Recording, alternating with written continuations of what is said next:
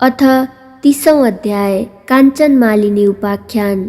हे कुमारजी, तपाईका मुखारबिन्दबाट हिजो मैले सुलोचनाको सकल वृत्तान्त भलीभाँति सुने।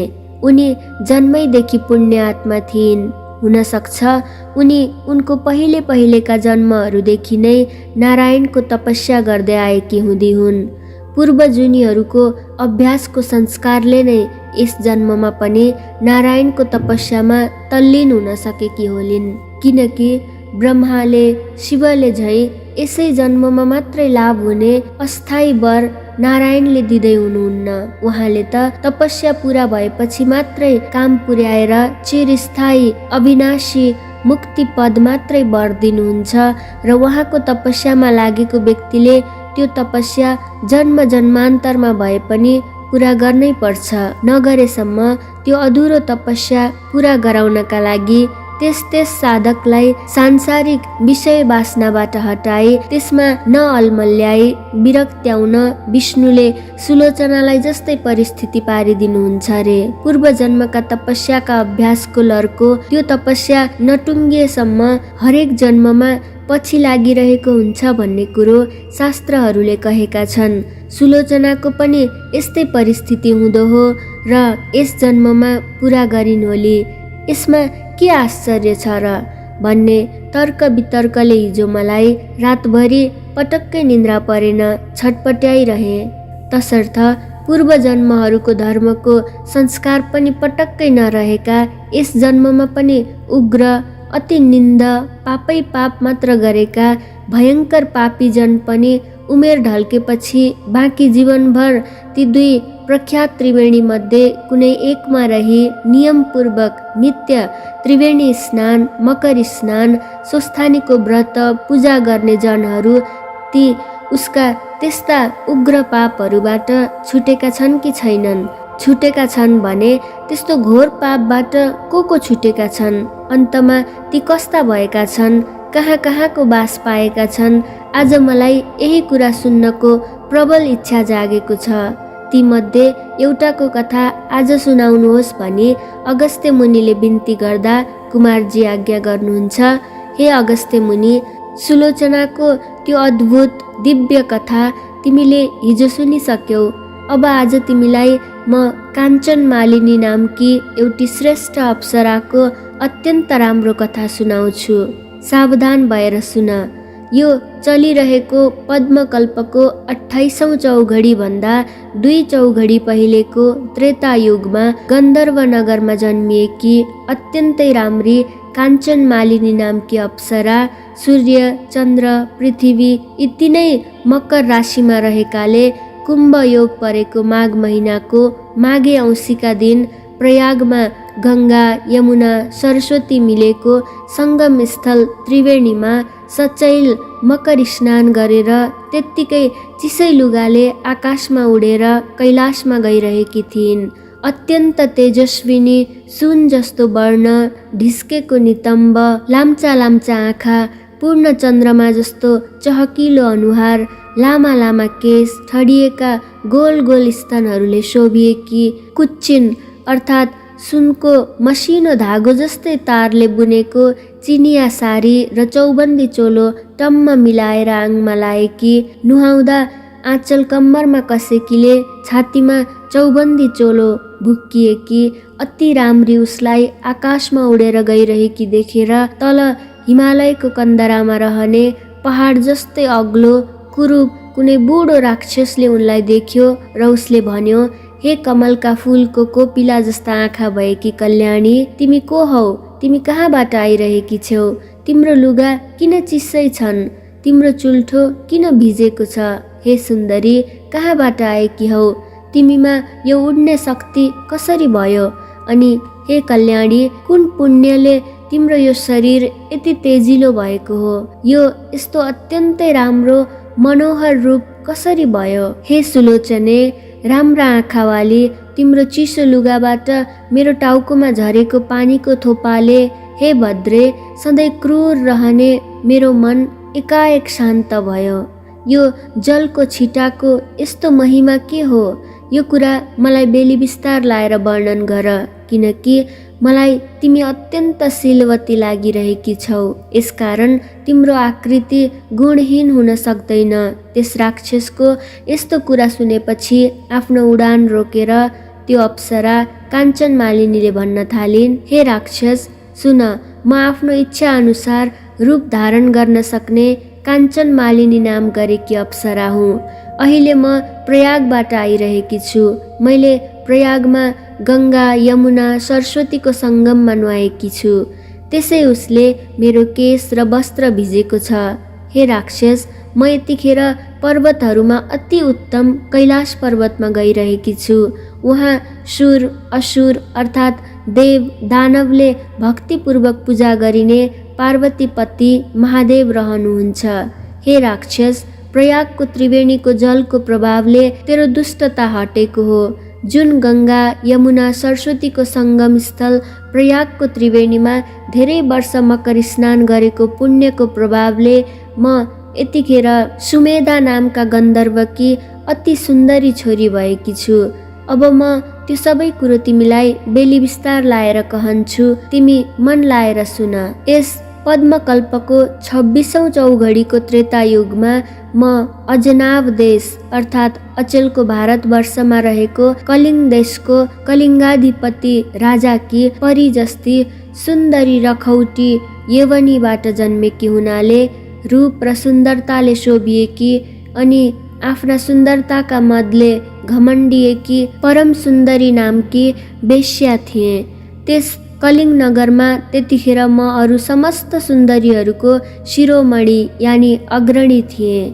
हे राक्षस, त्यस जन्ममा मैले आफ्नो तरुण्याइमा आफ्ना इच्छा अनुसारका सारा भोग भोग्नसम्म भोगे। मैले आफ्नो यौवनको रूपरूपी सम्पत्तिले त्यो सारा नगरलाई मुग्ध पारेकी थिएँ। ममा लट्ठिएका धनाढ्य युवकहरूबाट विचित्र विचित्रका मनज्ञ रत्नहरू, नाना प्रकारका गहनाहरू, प्रशस्त धन अनि रङ बिरङ्गका लुगाहरू तथा कपुर र अगरु मिश्रित चन्दन आदि यी सबै वस्तुहरू मोहिनी रूप भएकी मैले कमाएकी थिएँ अर्थात् जुटाएकी थिएँ। हे राक्षस, त्यतिखेर म आफ्नो घरमा कति सुन र कति रत्न छ त्यसको अन्त जान्दिन थिएँ, किनकि कामले पीडित भएका युवा राजपुत्रहरू र सेठ साहुका पट्टा छोराहरू मेरो चरणको सेवा सधैँ गर्थे। मैले आफ्ना नखराले ती सबैको सर्वस्व धुते। कति काम पीडित युवक त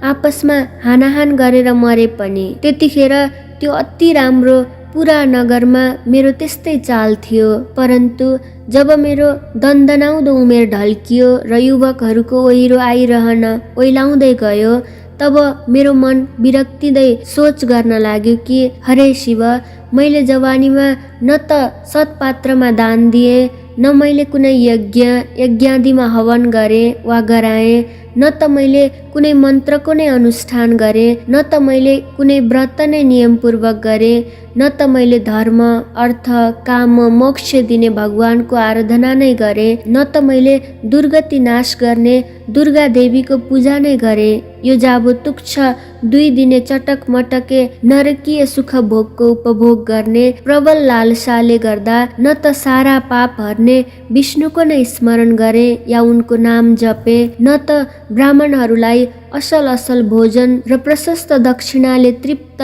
सन्तुष्ट नै पारे, न कुनै प्राणीको कल्याण हुने कार्य नै गरे। त्यतिखेर यौवनले दन्किएर मात्तिएको उमेरमा धर्मको कति पनि वास्तै नराखिकन तीमध्ये एउटा पनि पुण्य काम गर्दै गरिन। हे भद्र राक्षस, मैले त्यसरी धेरै पाप गरेँ र अन्तमा गालाका छाला चाउरिन थालेपछि ती पाप कर्मले मेरो मन भतभती पोल्न थाल्यो। तब म असाध्यै पिरिएँ र अत्यन्त चिन्ताग्रस्त भएर कुनै विद्वान ब्राह्मणका शरणमा गएँ। ती ब्राह्मण देउता गुरुकुलमा बसेर आश्रमको नियम पालेर घन जटा सार स्वर सहित पढ्नुपर्ने ऋग्वेद, यजुर्वेद, सामवेद, अथर्ववेद यी 4 वेदका अनि 6 वेदाङ्ग शास्त्र अर्थात् पढ्दा अनुशासन सिकाउने शिक्षा शास्त्र, वेदको उच्चारण गर्न सिकाउने कल्पशास्त्र, वेदका शब्द सिद्ध गर्न सिकाउने व्याकरण शास्त्र, ग्रहहरूको गतिविधि सिकाउने ज्योतिष शास्त्र, वेदका शब्दको अर्थ बताउने निरुक्त शास्त्र, वेदको लय सिकाउने छन्द शास्त्र, अनि 6 दर्शन शास्त्र अर्थात् ठिक बेठिक निर्णय गर्न सिकाउने न्याय दर्शन, आत्माबारे बोध गराउने वेदान्त दर्शन, प्रकृति पुरुषबारे विवेचना गर्ने साङ्ख्य दर्शन, कार्यलाई देखेर कारण पत्ता लगाउन सिकाउने वैशेषिक दर्शन, वेद विहित कर्म नै धर्म हो भनी सिद्ध गर्ने पूर्व मीमांसा दर्शन, ब्रह्म नै ईश्वर हो भनी प्रतिपादन गर्ने उत्तर मीमांसा दर्शन। यी 6 दर्शन र चित्तवृत्तिलाई रोकेर चित्तलाई एउटै वस्तुमा अड्याइराख्न सिकाउने योग दर्शनका 8 अङ्ग, यानि इन्द्रियका पछि मन नदौडाउनु नै यम, पवित्रतापूर्वक दैनिक सदाचारमा रहनु नै नियम, पद्मासन आदिमा बस्न सिक्नु नै आसन, श्वास प्रश्वास क्रिया गर्न सिक्नु नै प्राणायाम, इन्द्रियका वेगलाई रोक्नु नै प्रत्याहार, सूर्यको तेजमा मात्रै मनको एकाग्रता हुनु नै ध्यान, सुनेको कुरो यथार्थ बुझ्नु नै धारणा, प्राणलाई ब्रह्माण्डमा पुर्याई उही राखी भएको अविचल स्थिति नै समाधि। यी विद्याका ज्ञाता अर्थात् जान्ने तथा गाउँ बस्तीका विद्यालय, महाविद्यालय, विश्वविद्यालयहरूमा पढाइने व्यवहारिक 14 विद्या र 64 कला विद्यामा पारङ्गत अनि लघु सिद्धान्त कौमुदीको साह्रै उपयोगी गुरुवर्थ नामको छर्लङ्ग अर्थ लेखिदिएर संस्कृत पढ्न प्रारम्भ गरेका छात्रहरू र त्यो पढाउने गुरुहरूका श्रद्धा पात्र भएका त्यस्तै अष्टसिद्धिका ज्ञाता अर्थात् हात्तीलाई भुसुनो बनाउने अणिमा सिद्धि, भुसुनोलाई हात्ती बनाउने महिमा सिद्धि, मुसोलाई हात्ती जस्तै गरौँ बनाउने गरिमा सिद्धि, हात्तीलाई मुसो जस्तै हलुङ्गो बनाउने लघिमा सिद्धि, नपाइने वस्तु पाउन सक्ने प्राप्ति सिद्धि, थोरैलाई धेरै बनाउने प्राकाम्य सिद्धि, स्वयं शासक बन्न सक्ने इशिता सिद्धि र कसैलाई पनि वशमा गराउन सक्ने वशिता सिद्धिकन साधनाद्वारा साधेका सिद्ध, अनि मन्त्रले फुकेको पानी आँखामा छ्यापिदिएर रत्नाकार कहिने समुद्रभित्र रहेको महापद्म, पद्मशङ्कर, मकर, कच्छप, मुकुन्द, कन्द, नील खर्ब नामका महापद्म पद्मशङ्कर नवविधि अर्थात् सम्पत्तिका भण्डार देखाइदिने तथा अति शान्त स्वभावका अत्यन्तै शान्तिप्रिय एवं चित्तको स्थिरता, सम, इन्द्रियहरूको निरोध, दम, सत्यता, तप, शुद्धता, शौच, क्षमापन, शान्ति, मोहरहितता, आजर्व, बोधता, ज्ञान, विशेष बुद्धि, विज्ञान, ईश्वरमा अटल विश्वासता, आस्तिक्य, कृपापन, दया, सहृदयतापन, दाक्षिण्य, यी गुण भएका तथा अति सन्तोषी, अरूको उन्नति देखेर रमाउने, कसैलाई पनि उसको कल्याण हुने कुरो मात्र कहने, मान अपमानमा समान रहने,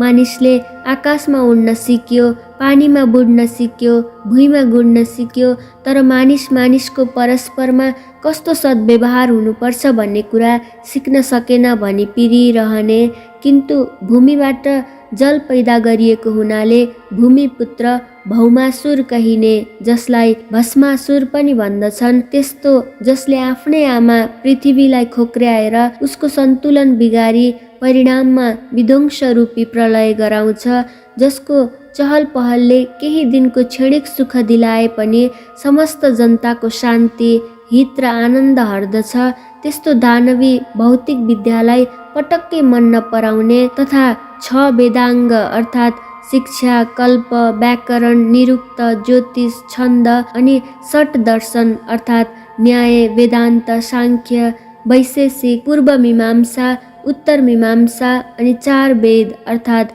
ऋग्वेद, यजुर्वेद, सामवेद, अथर्ववेद एवं योग र योगका 8 अङ्ग अर्थात् यम, नियम, आसन, प्राणायाम, प्रत्याहार, ध्यान, धारणा, समाधिका शिक्षक तथा ब्राह्मण वर्गले सिद्ध पारेका वेदका मन्त्रका प्रभावले मात्रै चुमुर्क्याउन सकिने, अरू कुनै शक्तिले पनि नजितिने अजेय दानवहरू र जल वा थलले सूर्यबाटै सङ्ग्रह गरेर आफूभित्र धारण गरेको वडवाग्नी नामको बिजुलीलाई प्रयोगमा ल्याई कतिपय काममा जोताई पैसा कमाउने तथा विध्वंसकारी बाटोमा लम्कने दानवी शक्तिकारहरूलाई र तिनका उत्पादित शक्तिलाई निरन्तर ध्रुव ताराको दृष्टि परिरहने हुनाले आर्यावर्त कहिने आफ्नो पुण्य भूमि हिमालय र विन्ध्याचलको बीचको भूमिमा र त्यस भूमिमाथिको पुरै आकाशमा ढिम्कनै नदिने तथा आफ्ना पुर्खाले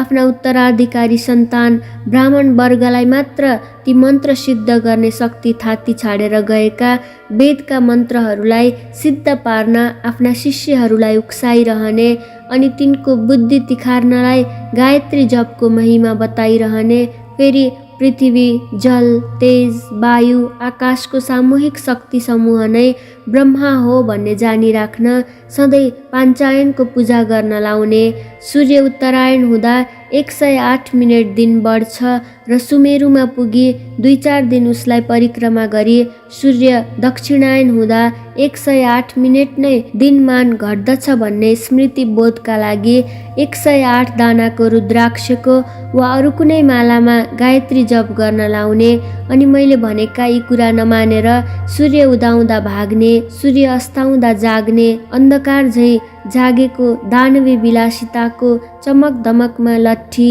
वेद पढ्न एवं उसका मन्त्र सिद्ध पार्न छाड्यौ र उसको लर्को लायौ भने कल्पान्तैसम्म ती दानवहरूको दास बनी अनि सारा आर्यवर्तका जनतालाई पराधीन पारी उनका अप्रत्यक्ष दास बनाई ती दानवका डरले निरन्तर थर थर काम्दै उनका बसमा रहनु पर्ला भनी बारम्बार सम्झाइरहने। यदि तिमीहरूले आफ्नो ब्राह्मणत्वको त्रिकालदर्शी जगतै कपाउने शक्तिलाई थामिराख्न सक्यौ भने कुनै पनि अरू शक्तिले तिमीहरूलाई केही नाप्न सक्दैन। न त शोषकहरूले शोषण नै गर्न सक्छन्, न त शोषण गर्ने आवश्यकता नै पर्छ। बाहिरी प्रबल शक्तिको डर नभएपछि शासकहरू पनि ढुक्कसँग शासन गर्छन्। बाबु हो, जब ब्राह्मण वर्गले आफ्नो धर्म छाड्दछ तब देश भाँडिन्छ। जबसम्म ब्राह्मण वर्गले आफ्नो धर्म थामिराख्छ तबसम्म देशमा सुख शान्ति बनिरहन्छ भनी आफ्ना शिष्यहरूलाई सम्झाइ बुझाइरहने ती राजनीतिका खग्गु, धर्मशास्त्रका खप्पिस अनि तन्त्र मन्त्र जन्त्र टुना टोड्का जादु चटक झार फुक धामी झाँक्री ओखती मुलो गर्नमा निपुण अर्थात् गणेशजीका मन्त्र विधिपूर्वक जपी सिद्ध पारी सिद्धि प्राप्त गरेकाले सदा कल्याणकारी सकल भारतीय अध्यात्म विद्यामा धुरन्धर किन्तु प्रारम्भमा सुखकारी भए पनि परिणाममा जगत विध्वंसकारी विकसित भौतिक विज्ञानका कट्टर विरोधी तथा सधैँ जल थल नवमै शान्ति नै शान्ति चाहिने एकदेव उपाध्याय नाम गरेका ती नैष्ठिक ब्राह्मण त्यसै राज्यका राजा अर्थात् मेरै बाबुका राजगुरु थिए। हे राक्षस, मैले उनै ब्राह्मणलाई श्रद्धा भक्तिका साथ उनका पाउमा फल फूल दक्षिणा चढाएर निकै बेर ढोगे र उनले इसाराले देखाएर अनुमति दिएका आसनमा दुवै घुँडा मारेर बसी हात जोड्दै गहभरि आँसु डबडबाउँदै आफ्ना सारा पाप कर्मको वृत्तान्त बताएर आफ्नो पश्चाताप रूपी तडपन सुनाएर हे ब्राह्मण देवता, मेरो त्यो उग्र पापको प्रायश्चित कसरी होला भनेर सोधे। हे द्विज श्रेष्ठ, त्यो पापबाट म कसरी सद्गतिमा प्राप्त हुली? आफ्नै कुकर्मले पिरिएर तडपिरहेकी उदास मन भएकी बिचरी गहिरो पाप रूपी भासमा ग्वाम्मै भासिएकी मलाई मेरो जगल्टामा समातेर यस भासबाट बाहिर निकालिदिनुहोस्। हे ब्राह्मण श्रेष्ठ, दयाका दृष्टिले मेरा उपर करुणाका जल वर्षाउनुहोस्, किनकि सज्जनमा त सबैजना कृपालु नै हुन्छन् किन्तु साधुहरू असज्जनमा पनि कृपालु हुन्छन्। मेरो यस्तो विनम्र प्रार्थना सुनेर ती दयालु ब्राह्मणले म माथि कृपा गर्नुभयो र सबै धर्मले भरिएको तथा मलाई अति प्रसन्न पार्ने यस्तो कुरा भन्नुभयो। हे सुन्दरी, तिम्रा सबै निषिद्ध घृणित आचरणहरूलाई म भली भाँति जान्दछु। मैले भनेको कुरा झट्टै गर। अब तुरुन्तै तिमी प्रजापति ब्रह्माको क्षेत्र प्रयागमा जाऊ। उहाँ गएर त्यही रहेर सधैँ गङ्गा, यमुना, सरस्वती नदीको सङ्गम त्रिवेणीमा नुहाउने गर। विशेष गरेर मकर राशिमा सूर्य रहेको बेला त्रिकाल स्नान गर्ने गर। त्यसै स्नानको पुण्य फलले तिम्रो सबै पाप नाश हुन्छ। किनकि जसले तिम्रो पाप नाश होस् त्यस्तो अर्को उपाय म देख्दिन। तीर्थमा गर्ने गरेको स्नानलाई ऋषिहरूले ठुलो प्रायश्चित बताएका छन्। किन्तु हे सुन्दरी, तीर्थस्थलमा मनले पनि अशुभ कर्मलाई त्यागिदिनु पर्दछ। हे सुमुखी, नित्यको प्रयाग स्नानले पाप खरिएर शुद्ध पवित्र भएकी तिमी मरेपछि पक्कै नै स्वर्ग जानेछौ। प्रयागराजको सङ्गमको स्नान मात्रैले पनि मनुष्यहरूलाई स्वर्ग प्राप्त हुन्छ, यसमा कुनै संशय छैन। हे सुन्दरी, प्रयागराज तीर्थमा गरिएको पापलाई छोडेर अरू ठाउँमा गरिएको सारा पाप प्रयागको त्रिवेणीमा नुहाउनाले तुरुन्तै त्यसै क्षणमा नै बिलाउँछ, अर्थात् नाश हुन्छ। हे सुन्दरी, यस बारेमा एउटा अचम्मको उपाख्यान सुन। उहिले कुनै समयमा गौतम मुनिकी पत्नीलाई देखेर कामरूप शत्रुको वशमा परेको गुप्त कामुक इन्द्रले गौतमकै रूप धारण गरेर उनलाई सुटुक्क भोग गरे। तब ऋषि पत्नी गमन गर्ने इन्द्रलाई उस स्त्रीकै सामने त्यस उग्र पापले उत्तिखेरै फल दिलायो। तब त्यस स्त्रीका पतिको शराबको शक्तिले इन्द्रको शरीर 1000 योनिले चिरित भएको, कुरूप, निन्दित, लाज मर्नुको हुँदो भयो। तब मुन्टो निहुर्याएर देवराज इन्द्र त्यहाँबाट निस्किए अनि चारैतिर तिरस्कृत, निन्दित उनले आफूले गरेको त्यो घृणित कर्मलाई निन्दा गर्न थाले र मेरु पर्वतको टाकुरोमा रहेको 100 योजन अर्थात् 400 कोस फराकिलो पानीले टम्म भरिएको, राता चुच्चा हुने, सेता न सेता बडे बडे राजहंसहरूले शोभिएको, कर्याङकुरुङका लामले तोरणिएको, रङ्ग बिरङ्गका कमलका फुलहरू फक्रिएको, विशाल तलाउको हिमजलमा उम्रिएको कमलको कोपिलामा लुकेर बसे। त्यसै कमलमा बसेर आफूलाई तथा आफ्नै शरीरमा रहेको महान शत्रु कामदेवलाई निन्दा गर्न थाले। जुन कामले मुन्ट्याइँदा ठुला जन पनि लोकमा निन्दित भएर आखिरमा नरकमा जाकिन्छन्। काम चेष्टाले उत्पन्न भएको त्यो पाप वासना जो छ सो आयु, कीर्ति, यश, धर्म तथा धैर्यलाई सत्यानाश पारिदिन्छ। अनेक आपत्तिहरूको निश्चित स्थान भएको त्यो दुराचारी कामदेवलाई धिक्कार छ। आफ्नै देहमा रहेको, कहिल्यै बसमा नरहने, कहिल्यै सन्तुष्ट नहुने, कहिल्यै नअघाउने, अति असन्तोषी प्राणी मात्रको विकट शत्रु कामदेवलाई धिक्कार छ। हे सुन्दरी, यस्ता प्रकारले कमल रूपी सदन यानि घरमा लुकेर बसेका इन्द्रले सोचिरहेको बेलामा उता स्वर्गमा इन्द्र नभएर स्वर्गको शोभा नै रहेन र त्यसपछि गन्धर्व सहित, लोकपाल सहित, किन्नरहरू सहित देवताहरू सची इन्द्राणीका साथमा आएर सबैले देवगुरु बृहस्पतिलाई सोधे, हे भगवान, हामीहरू देवताका राजा इन्द्रका बारेमा पटक्कै केही जान्दैनौँ। उहाँ कहाँ रहनु भएको छ, कहाँ जानुभयो? अब हामीहरू आफ्ना राजालाई कहाँ खोजौँ? जसरी घरमा सुपुत्र नभए धन धान्य र गुणैगुणले भरिएको पनि कुलको शोभा हुँदैन, त्यसै गरी देवगणका साथमा इन्द्र नभइकन स्वर्ग शोभिएको छैन। हे गुरु, जे गर्दा स्वर्गलोकको शोभा बढ्छ चाँडै नै त्यस्तो उपाय गरिबक्सियोस्। हे गुरु, स्वर्गलाई शोभाले युक्त स्वामी भएको पारिबक्सियोस्। यस काममा ढिलो गर्नु योग्य छैन भन्ने तिनीहरूको कुरा सुनेर गुरु बृहस्पतिले उनीहरूलाई भन्नुभयो, आफूले गरेको अपराधको लाजले लज्जित भएर इन्द्र जहाँ बसेका छन् त्यो कुरो म जान्दछु। बेविचारले सहसा गरेका कामको फल अहिले इन्द्र भोगिरहेका छन्। जो जनले नीतिको त्याग गर्दछन् ती जनले ठुलो ठुलो दुःखको भोग गर्नु पर्दछ। आश्चर्य छ कि राज्यको मदले उन्मत्त भएको पुरुष गर्ने नगर्ने कामको विचारै गर्दैनन्। आफूलाई नै नाश गर्नेवाला अनेक प्रत्यक्ष र अप्रत्यक्ष निन्दित काम गर्दछन्। दुर्भाग्यले बुद्धि मासिएका मूर्खहरू मात्र यस्तो निन्दित काम गर्दछन्। जुन अपराध गर्नाले यहाँ पनि वहाँ पनि जन्म निष्फल छ। हे सुरगण हो, अब हामी त्यहाँ जाउँ जहाँ ती इन्द्र लुकेर बसेका छन्। गुरु बृहस्पतिले यस्तो भनेपछि बृहस्पतिलाई नै अघि लाएर गएका सबै देवताहरू त्यस आश्रमबाट निक्लेर उस तलाउमा पुगेपछि त्यो फराक सरोवरमा सुन जस्तो सुन्दर कमलको वन देखे अनि डिलमा उभिएर जस्तो प्रार्थना गर्दा इन्द्रलाई विश्वास पर्छ त्यस्तै त्यस्तै स्तुति गरे। तब गुरुको बुझाइले इन्द्र कमल कोषबाट बाहिर निस्के। त्यतिखेर उनको मुख निन्याउरो मलिन थियो, शरीर लाजले गर्दा उनका आँखा निहुरेका थिए। अनि इन्द्रले ती आफूभन्दा जेठा गुरुको दुवै पाउ पक्रेर, हे गुरु, मलाई रक्षा गर्नुहोस्, यस पापको नाश हुने अर्थात् यस पापबाट पार पाउने उपाय बताइदिबक्सियोस् भनी बिन्ती गरे। तब देवराज इन्द्रको यस्तो विनम्र वचन सुनेर गुरु ब्राह्मण बृहस्पतिले भन्नुभयो, हे देवेन्द्र, यस पापको नाश हुने उपाय म बताउँछु, सुन।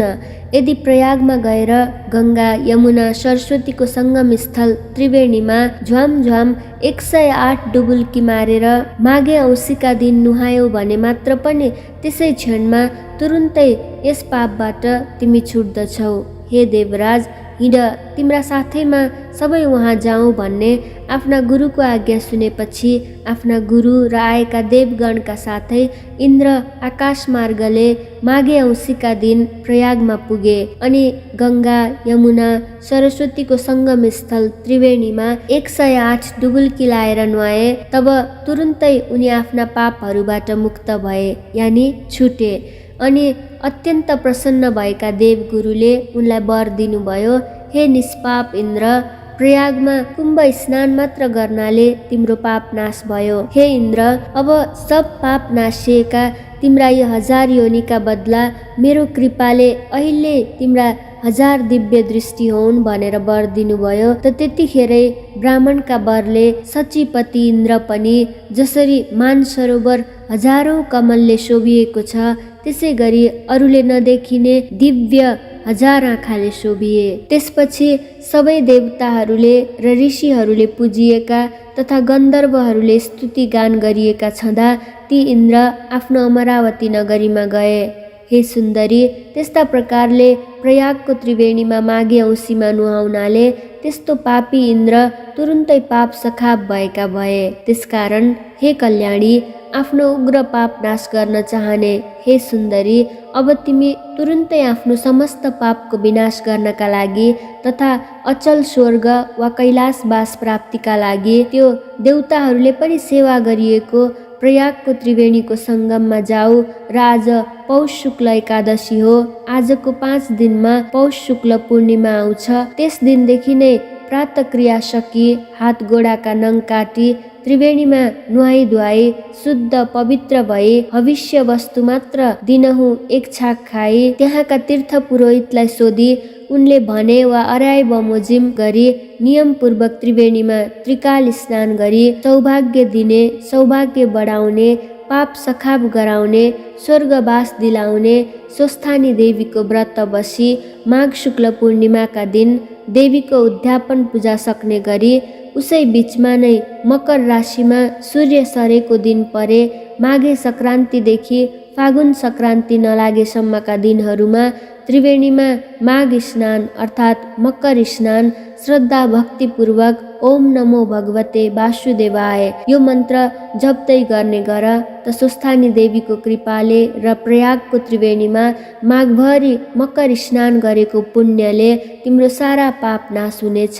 र निष्पाप भएकी तिमीले अन्तमा सदाका लागि कैलाशवास वा स्वर्गवास पाउनेछौ भन्ने यस्तो त्यो इन्द्रको वृत्तान्त सहितको मङ्गलकारी वचन ती ब्राह्मणको मुखबाट सुनेर मैले उत्तिनै खेरि हत्तारिँदै उनका गोडामा ढोगेर आफ्ना सबै बन्धुजनलाई, दास दासीलाई अनि ऐश्वर्यशाली आफ्नो घरलाई, त्यति मात्रै होइन, हे राक्षस, सकल भौतिक भोगका विषयलाई प्रत्यक्ष विषको घाँस जस्तै ठानी चटक्क त्यागेर अनि आफ्नो शरीरलाई पनि क्षणभङ्गुर अर्थात् केही दिनपछि नै अवश्य नाश हुने ठान्दै म ती ब्राह्मणको घरबाट फुत्त निस्किएँ र नरक रूपी समुद्रमा जाकिने भयङ्कर अन्तस्करणको आगोले हृदयमा भतभती पोलिएकी मैले, हे राक्षस, तब त्यहीँबाट सरासर प्रयागमा गएर ब्राह्मणले बताए जस्तै गरी श्री स्वस्थानी देवीको व्रत पूजा र माघभरि नै त्रिकाल अर्थात्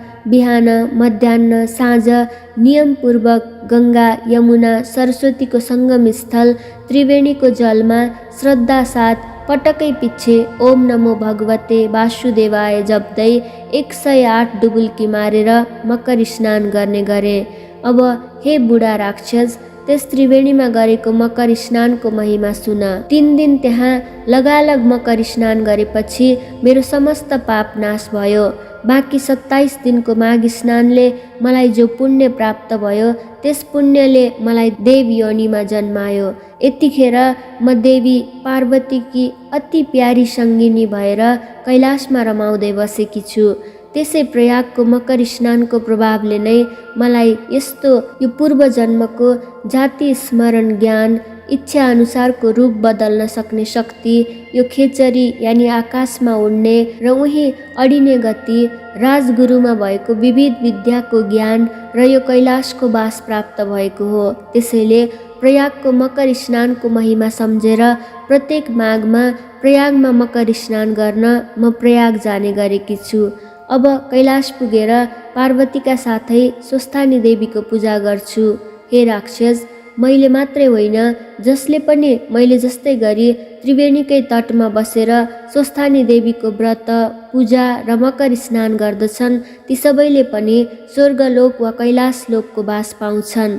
यति आफ्नो पूर्व चरित्रको वृत्तान्त बखानेर फेरि काञ्चन मालिनीले, हे राक्षस, आश्चर्यचकित भएका तिमीले मलाई जे सोध्यौ त्यो मैले तिम्रो प्रसन्नताका लागि आफ्ना घटेका सबै घटना सुनाए। अब तिमी पनि मेरो प्रसन्नताका लागि आफ्नो पूर्व चरित्र बताऊ। कुन कर्मले तिमी यति विरूप र अत्यन्त डरलाग्दा भएर जन्मिएका छौ?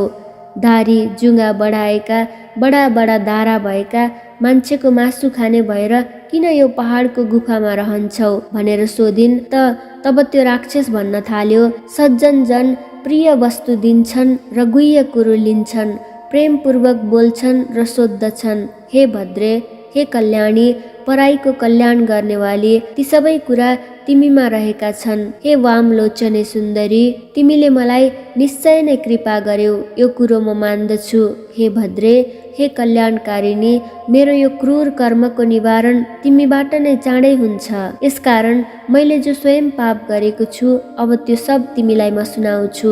सज्जनलाई दुःख निवेदन गरेपछि तब सबै सुखी हुन्छन्। हे पातलो कम्मरवाली सुन्दरी, अब मेरो वृत्तान्त सुन। पहिलेको जन्ममा म कोशीमा वेदका धेरै ऋचाहरू जान्ने, वेद विद्यामा पारङ्गत श्रेष्ठ ब्राह्मण थिए। ठुलो निर्मल कुलमा मेरो जन्म भएको थियो। हे सुन्दरी, त्यतिखेर मैले दुराचारी राजाहरूले, शूद्रहरूले अनि वैश्यहरूले गरेका डरलाग्दा निन्दित दानका वस्तुहरू पनि काशीमा बसेर दान लिए। प्राय गरेर धेरैपल्ट धेरै नै निषेध गरिएका घृणित दान पनि लिए अनि चाण्डालहरूले गरेको कुत्सित दान पनि मैले लिन पछि सरिन। यहाँसम्म कि किसानहरूले बजारमा किन्नै पर्ने तर पसलेले 100 मा किनेको वस्तुलाई करै करको भारी बोकाएर 300 मा किसानलाई बेच्ने अनि किसानले उब्जाएको खाद्यान्न वा खाद्य वस्तु किन्दा चाहिँ सुक्ती, घट्ती, ढुलाई, कोठी, कुसिद, नगर प्रवेश कर कटाई 100 को उसको माललाई 60 मा किनिली, समस्त किसानलाई किड्रिङ्ग्याई, उत्तम खेती, मध्यम व्यापार, अधम चाकरी भन्ने बृहस्पतिको नीतिलाई पर्लक्क पल्टाई उत्तम चाकरी, मध्यम व्यापार, अधम खेती बनाउने शुक्राचार्यको नीतिलाई अँगालेर किसानहरूलाई हल्लनटट्टु बनाउने अनि साधु सज्जनहरूलाई सताउने तत्कालीन हुल्लडबाज हुल्याहाहरूको पार्टीवादी सरकारको पार्टी शासकले धाक देखाउन गरिएको त्यो किसान शोषिएको पापै पापले मुछिएको द्रव्य दान लिन पनि पछि परिन र दान लिएर पनि फुर्किन छोडिन तथा अरू पनि मलोभीले त्यहाँ कति हो कति अनेक पाप गरे जहाँ मैले जो नगरेको पाप कर्म छ त्यो छैन होला। हे सुन्दरी, मैले त्यस पुण्य क्षेत्रमा गरेका अरू पाप कर्म पनि सुन। त्यस अभिमुक्त वाराणसी अर्थात् वरुणा र 80 नदीको बीचको क्षेत्रमा गरिएको एक रत्ती पनि जो पाप छ त्यो पाप त मेरु पर्वत समान ठुलो हुन्छ। मैले उस जन्ममा कति पनि धर्मको सञ्चय गरिनँ हे सुन्दरी। तब त्यसरी त्यहाँ धेरै समय बितेपछि म उही नै मरे। अभिमुक्त वाराणसीको प्रभावले म नरकमा गइन। अभिमुक्त क्षेत्रमा मरेको कोही पनि पापी नरकमा जाँदैन, किन्तु अभिमुक्त क्षेत्रमा गरिएको कुनै पनि पाप वज्र समान दृढ रही ननासिने हुन्छ। त्यसै वज्रले पापको प्रभावले हिमालय पर्वतमा भयानक अतिशय दुष्ट पापी राक्षस भएर मेरो जन्म भएको हो। यो भन्दा पहिले 2 पल्ट गिद्ध, 3 पल्ट बाघ, 2 पल्ट सर्प, 1 पल्ट लाटोको सेरो भएर जन्मिएको थिएँ। त्यसपछि 9औं पल्ट सुँगुर पनि भएँ। हे भामिनी, हे सुन्दरी, मेरो यो राक्षसको जन्म 10औं जन्म हो। नाना प्रकारका योनिमा जन्मदा जन्मदै मेरा हजारौं वर्ष बितिसके। हे भद्रे, हे कल्याणकारिणी, यो दुःख समुद्रबाट मेरो उद्धार हुने उपाय छैन। हे शुभ्रु, सुन्दर आँखी भुइँवाली, यहाँ वरिपरि 3 योजन अर्थात् 12 कोससम्मको भूमि मैले जन्तुहीन गराइसकेको छु। हे शुभ्रु, मैले धेरै नै निरपराधी जीवहरूको पनि नाश गरेको छु। त्यस दुष्कर्मले मेरो मन निरन्तर जलिरहन्छ। तिम्रो यो दर्शन रूपी अमृतले सेचिएको मेरो मन अहिले एकदम शीतल भएको छ। तीर्थहरूको शुभ फल त कुनै समयमा गएर फल्छ, तर सज्जनको समागम अर्थात् भेट त तुरुन्तै फल्छ। हे शुभ्रु, त्यसै उसले बुद्धिमानहरू सत्सङ्गतिको प्रशंसा गर्दछन्। मेरो मनमा भएको यो सबै आफ्नो दुःख मैले तिमीलाई बताएँ। हे शुभ्रु, यस्तो कोही बिरला कोटी नै सज्जन होला जसलाई अरूको दुःख सुनेर आफ्नो अन्तरात्मा खिन्न नहोस्। यस बारेमा उचित कुरो तिमी स्वयं जान्दछौ। त्यसै कारण अब यसभन्दा परतिर म केही भन्दिनँ। म हर हमेशा यस दुःख सागरबाट कसरी पार पाउँछु भन्ने कुरा सोचिरहन्छु। सज्जनहरूको समागम सबैको उपकार गर्ने हुन्छ। के क्षीर समुद्र केवल हाँसलाई मात्र दुध दिन्छ र के बकुल्लालाई दिँदैन? तब कुमारजीले भन्नुभयो, हे अगस्त्य मुनि, त्यस राक्षसको त्यस्ता वचन सुनेर दयाले हृदय पग्लिएकी काञ्चन मालिनीले धर्मदानमा मती गरेर अर्थात् धर्म दिने विचारले भने, हे राक्षस, तिमीलाई म अवश्य उद्धार गर्नेछु। अहिले तिमी सोच नगर। तिम्रो राक्षसत्वबाट छुटकाराका लागि म प्रयत्न गर्नेछु। यस्तो दृढ प्रतिज्ञा गरेर भन्न थाले। मैले वर्षेनी विधिपूर्वक धेरै माघी स्नान र स्वस्थानीको व्रत पूजा गरेकी छु। हे भद्र राक्षस, यो सब मैले गङ्गा, यमुना, सरस्वतीको सङ्गम ब्रह्मा क्षेत्रमा मकर स्नान र कैलाशमै श्रद्धापूर्वक स्वस्थानीको पूजा जो गर्ने गरेकी छु, त्यसको त्यो पुण्य सङ्ख्या र ती दुवै सत्कर्मका धर्मको म वर्णन गर्दछु। जस्तै विद्वान जनहरूले धर्मको आचरण गुप्त राख्नु भनेका छन्, वेद जान्ने मुनिहरू दुखीलाई दान दिने कामको प्रशंसा गर्दछन्। हे भद्र भलाद्मे, समुद्रमा वर्षेनी मेघको के फल हुन्छ र? हे राक्षस, मैले स्वयं त्यस पुण्यको फल अनुभव गरिसकेकी छु। हे मित्र, तुरुन्तै तिम्रो पाप विनाश गर्नका लागि मेरो त्यो पुण्यबाट केही पुण्य तिमीलाई दिन्छु भनेर अनि आफ्नो चिसो लुगा निचोरेर तब त्यो जल आफ्नो पसरमा लिएर उसले त्यो बुढो राक्षसलाई आफूले गरेका 3वटा माघ महिनाको पुण्य दिँदी भए। हे अगस्त्य मुनि, स्वस्थानीको पुण्य मिसिएको त्यसको त्यो माघ स्नानको धर्मबाट पैदा भएको त्यस पुण्यको प्रभाव सुन। त्यो पुण्य पाएर उसै बेला उसले राक्षसी शरीर त्याग्यो र सूर्य जस्तो तेजिलो देवताको आकारको भयो। हर्षले उसका आँखा खिले। देवताहरूले ल्याएको विमानमा चढ्यो।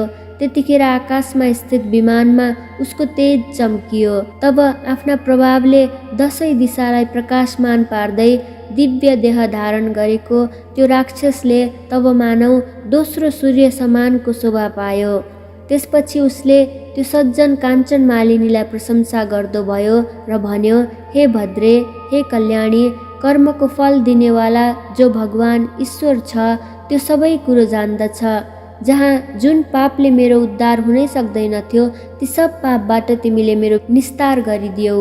हे देवी, अब पनि कृपापूर्वक मेरा उपर प्रसन्न हुनुहोस्, दया गर्नुहोस् र सारा नीति नै नीतिले भरिएको कल्याणकारी शिक्षा मलाई दिनुहोस्। त्यो तिम्रो सबै शिक्षा निश्चय नै धर्मको आचरण गराउनेवाला हुनुपर्दछ, जुन गर्नाले फेरि म पाप गर्ने पापी नहुँ। त्यस्तो नीति सुनेपछि तिम्रो आज्ञा पाएर अनि मात्र म सुरलोक जान्छु। हे अगस्त्य मुनि, त्यो राक्षसले भनेको प्रिय धर्ममय यस्तो वचन सुनेर अत्यन्त प्रीतिपूर्वक त्यो काञ्चन मालिनी उसलाई धर्मनीति सुनाउन थाली। हे दिव्य देहमा परिवर्तन भएका राक्षस, अब तिमी हमेशा धर्मको सेवन गर, प्राणी हिंसा त्याग, महात्माहरूको सेवा गर, कामदेव रूप प्रबल शत्रुलाई जित, अर्काको दोष गुणको चर्चा पटक्कै गर्न छाडेर साँचो बोल्ने गर, हरिको या हरको हर दिन पूजा गर्ने गर। लौ अब सरासर देवलोक जाऊ। पछि मर्त्य लोकमा जन्म लिएपछि पनि हड्डी मासु रगत भरिएको त्यो शरीरमा हिरिक्क हुने आफ्नो बुद्धि तिमी त्याग। हमेशै स्वास्नी छोराछोरी माथिको हिरिक्क हुने माया ममतामा मात्रै नलागी रात दिन यस संसारलाई क्षणभङ्गुर ठान। इच्छा शक्ति प्राप्त गराउन सक्ने योगमा श्रद्धा बढाएर त्यसैमा मात्रै तन मन लगाएर वैराग्य अर्थात् निष्प्रिय भावमा रमाउने हौ। मैले यो धर्मको मार्ग तिम्रो प्रीतिले भनेकी हुँ। सबै कुरो मनमा राख र शील स्वभावका हौ। राक्षसी शरीरलाई त्यागेर देवताको रूप धारण गरी चम्किलो भई विमानमा बसेका तिमी अब झट्टै सुखपूर्वक सरासर स्वर्गमा जाऊ। यति धर्मनीति सुनिसकेर तब सन्तुष्ट देखिएको त्यो राक्षस बोल्यो, नित्य तिमी प्रसन्नतापूर्वक रहे, तिम्रो सधैँ कल्याण होस्। हे वरवर्णिनी सुन्दरी, चन्द्र सूर्य रहेसम्म तिमी कैलाशमा नै महादेव शिवका नजिक रमाइरहु अनि पार्वतीजीका साथ तिम्रो सदा अटुट प्रेम रहोस्। हे माता, तपाईँ सदा धर्ममा श्रद्धावाली, तपस्यामा निष्ठावाली हुनुहोस्। शरीरमा लोभ र ममत्व तिम्रो नरहोस्। दुखीहरूको दुःखलाई सधैँ हेर्ने विचार्ने गरी बक्सियोस्। यति भनेर अनि ती सज्जन काञ्चन मालिनीलाई ढोगेर त्यतिखेर देउता जस्तै भएको त्यो राक्षस धेरै गन्धर्वहरूले स्तुति गरिँदै सरासर स्वर्ग जाँदो भयो। तब त्यतिखेर त्यहाँ अछोदमा स्वस्थानीको नित्य पूजा गर्न आएका देवकन्याहरूले त्यो तमासा देखेर हर्षले गदगद भएका छँदा त्यहाँ आएर त्यस काञ्चन मालिनीको शिरमा फूलको वृष्टि वर्षाए।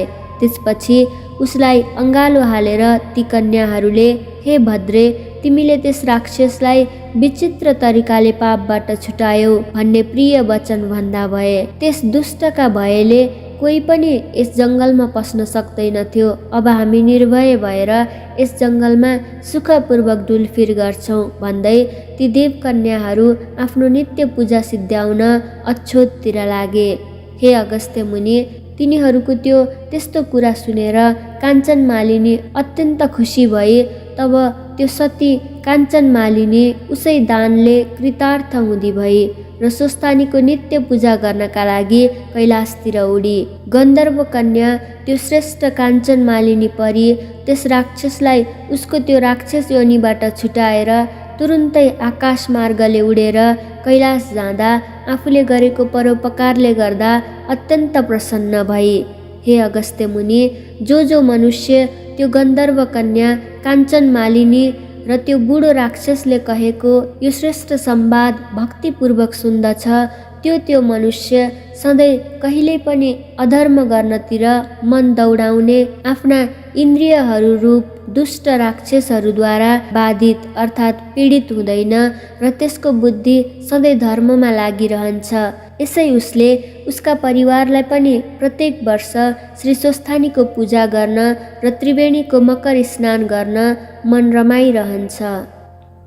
इति श्री स्कन्द पुराणे केदारखण्डे माघ महात्म्ये कुमारगस्त्य संवादे श्री स्वस्थानी परमेश्वर्या व्रतकथायां काञ्चन मालिनी कैलाश गमनम नाम 30 अध्याय।